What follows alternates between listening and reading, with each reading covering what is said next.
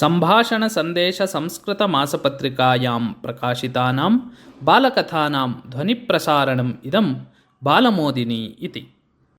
कश्चन महात्मा शिष्येण सह क्वचित् गच्छन् आसीत्। तदवसरे महात्मा एकं फलं स्यूतात् स्वीकृत्य द्विधा विभज्य एकं भागं शिष्याय दत्तवान्।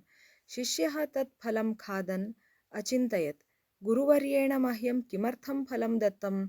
तस्य व्यवहारः गूढार्थपूर्णः स्यात् किम्? यथा पिण्डे तथा ब्रह्माण्डे इत्येतत् तत्त्वं ज्ञापयितुं तेन एवं व्यवहृतं स्यात् किम्? ततः सः गुरुं पृष्टवान्, गुरुवर्य, यथा पिण्डे तथा ब्रह्माण्डे इति तत्त्वं ज्ञापयितुम् एव भवता एषः फलभागः मह्यं दत्तः ननु?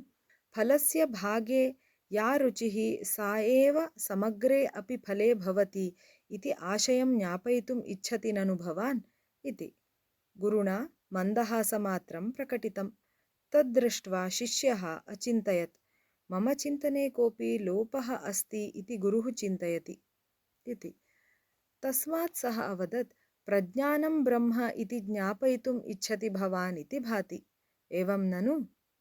एतस्मिन् फले यद् बीजं निहितं स्यात् तद् ब्रह्म इव नूतनां सृष्टिं कर्तुम् अर्हति। गुरुः हसित्वा अवदत्, फलस्य रुचिः कीदृशी इति आदौ वद। फलं तु सुमधुरं सुस्वादु च। तदा गुरुः पुनः अवदत्, फलस्य खादनात् यः आनन्दः प्राप्येत तस्य अनुभवः प्राप्तव्यः ननु भवता? मम व्यवहारस्य गूढार्थः कोऽपि स्यात् इति चिन्तयत् भवान् आनन्दानुभवप्राप्तिं विस्मृतवान् अस्ति। न उचितम् एतत्।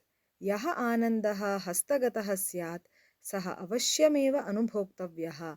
सर्वत्र विश्लेषणवादिता न शोभेत इति।